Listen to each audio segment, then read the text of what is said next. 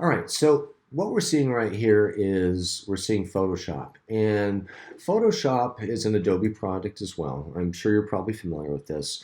And many of the Adobe products that are contained in the suite are set up very similarly as considering the UI or the user interface. So on the left-hand side, you're going to see a toolbar in here, much like you would in Illustrator or Graphic Designer. At the top, you can see I have multiple tabbed documents currently open right here as well. Off to the right, you can see that we have a plethora of palettes here.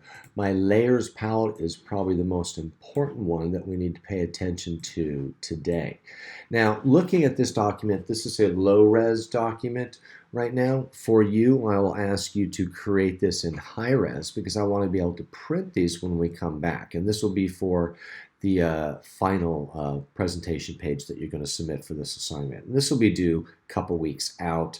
And the illustrative word assignment, that's still going to be due out. I'm hoping that we come back so that we can actually work on that together in class and cut fun stuff with the laser. All right, before I digress, let's get back to this. So why is Jefferson using Photoshop versus Illustrator to do this? Well, it's an interesting question.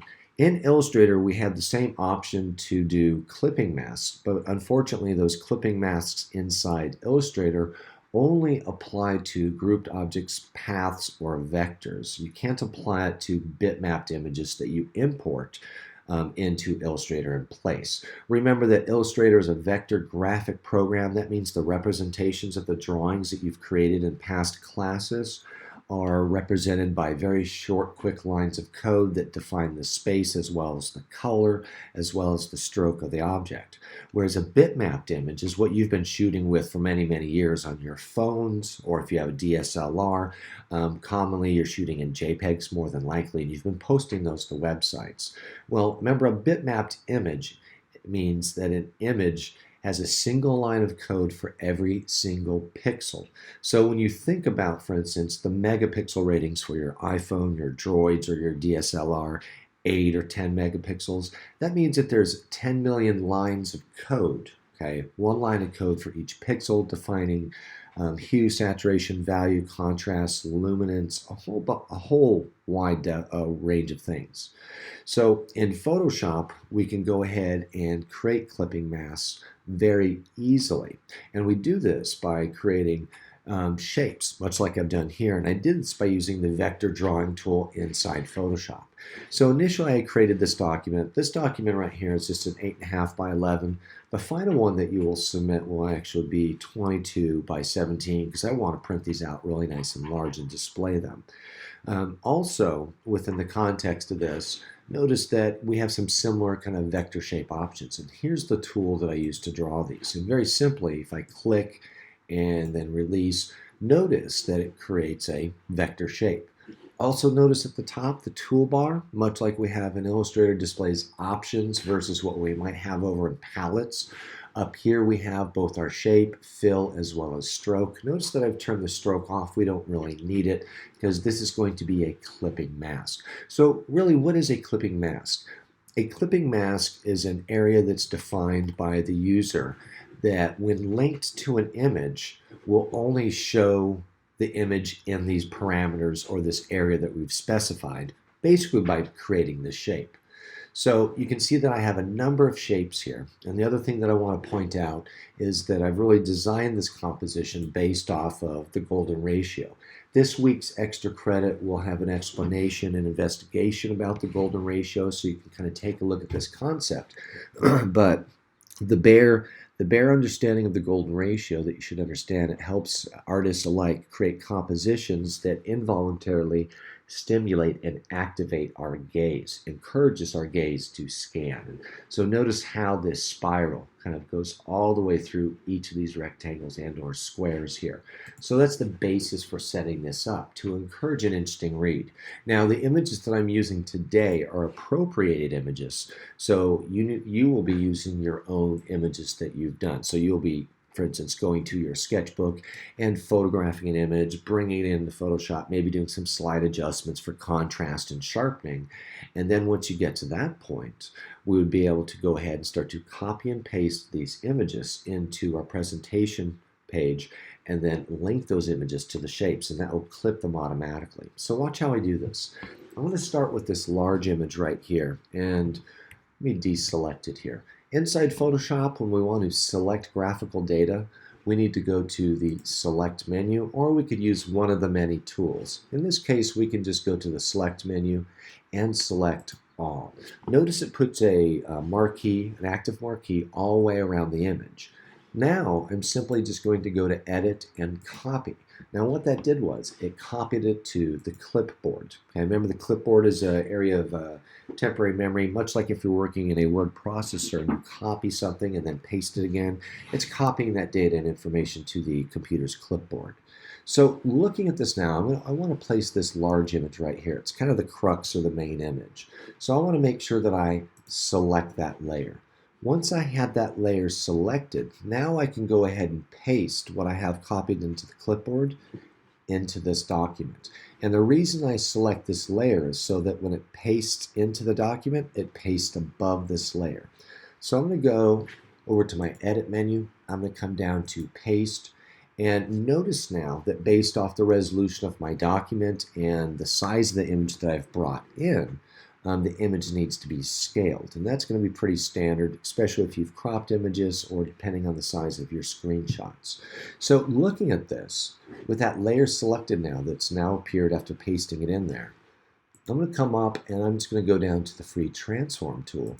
And that's going to set this bounding box all the way around the image so I can see actually how big it is. I'm going to click and hold and grab the corner of this image and bring it down. And I'm going to click and drag it over here. And now I can zoom in and let's make this a little bit bigger, right about to there. Now, this check mark up here is going to commit me to that transformation, meaning the scaling or sizing. I could either hit Return or Enter on the keyboard, or I can click on this check mark up here. Now, let's go ahead and clip this image that I just dropped in to that shape below it. To do that, you very simply right-click on the layer, and you can see we have an option right there that says Create Clipping Mask.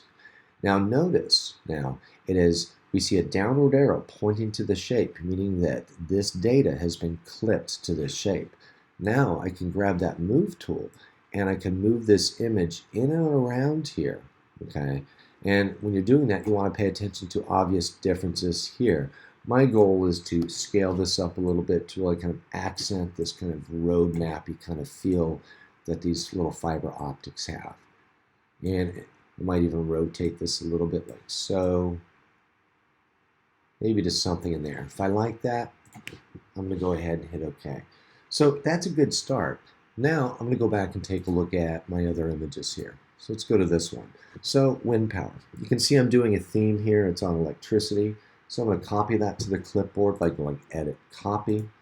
I'm going to go back to my document with the presentation page. And I think I'm going to go ahead and put that one right here. So I'm going to come over and highlight that. Remember, you have layer visibility icons, and notice I picked the wrong one. That's why it's good to turn that off and on. So it must be this one, and it is. So now I'm going to go ahead and edit paste just like I did before. And then I'm going to right-click and create a clipping mask so it clips it primarily to that shape. I'm going to zoom out here a little bit because now I need to scale this. We're going to come down to that free transform option. We get that bounding box. I'm going to scale that down. I'm also going to move it down here now. And additionally, when you're doing this, you want to pay attention to overall composition when you're doing this.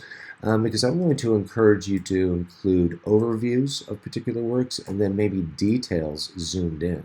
So you can play with this composition to really create an active dynamic read that really stimulates the eye. Let's see if I can get rid of that. Let's go a little bit bigger right to here. There we go. So I'm paying attention to this tension up here and the tension that's created down in this bottom right-hand corner. Again, I could hit Enter, Return, or the check mark to commit myself to that. Let me go down the line here. Let's see what else I have. Nuclear power.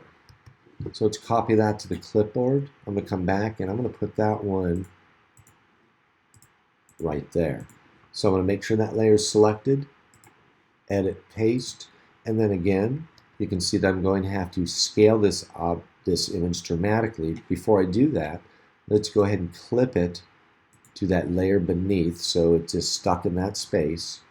And then I can go to that free transform tool, and then let's go ahead and scale this down. And this one has a lot of resolution.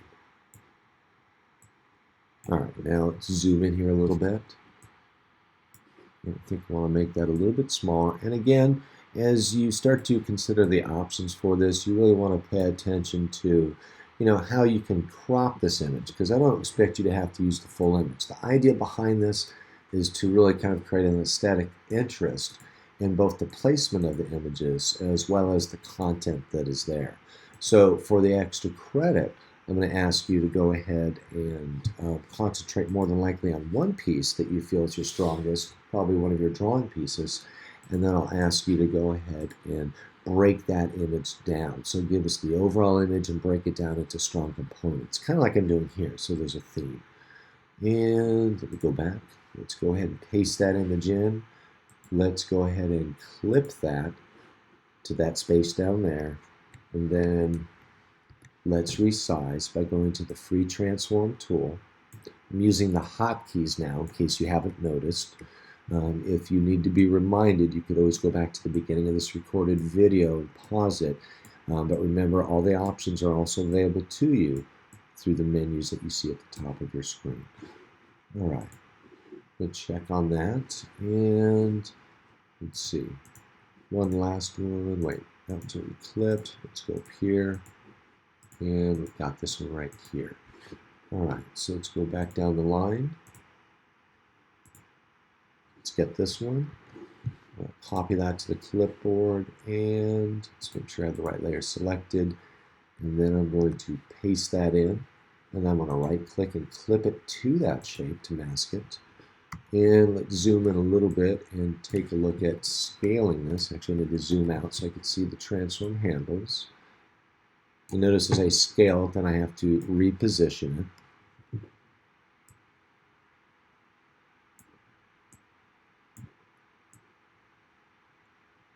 And you can see I'm not using the entire image, just a portion of it. And lastly, not that one. Let's grab this one right here and come on back, and let's make sure I have the right layer selected. I do. And then we're going to edit and paste.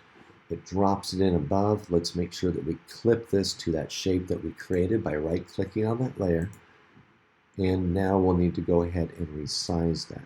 Zoom out a little bit, then do Command-T, grab that corner, scale it down, and then drag it so that you can start to reposition it. So I zoom out because oftentimes if the resolution is larger than the document set, that means the importing image will import really large. And so oftentimes I zoom out so you can see what the overall shape is. Let's go there. All right, so let's take a look at this now in presentation mode and zoom in here a little bit. So again, the goal here for the presentation page that you're going to create for the next assignment will be to create a collection of your strongest works, individual works. For the extra credit assignment that I'm going to post later on this week, I'm going to ask you to concentrate on one work, okay? And you can choose any composition you want, but you should have large portions of that work and then show us details of that work. So experiment with cropping and presentation. So you may or may not get started on this week, okay, but I wanted to push this assignment out so those of you that are done with that illustrative word have something to start working towards. So remember, this is going to be both for display and then eventually for our online presence, because we're all working towards a Google representation page with an artist statement and examples of your work. All right, let me go ahead and stop right there. And let me go ahead and bring this up. And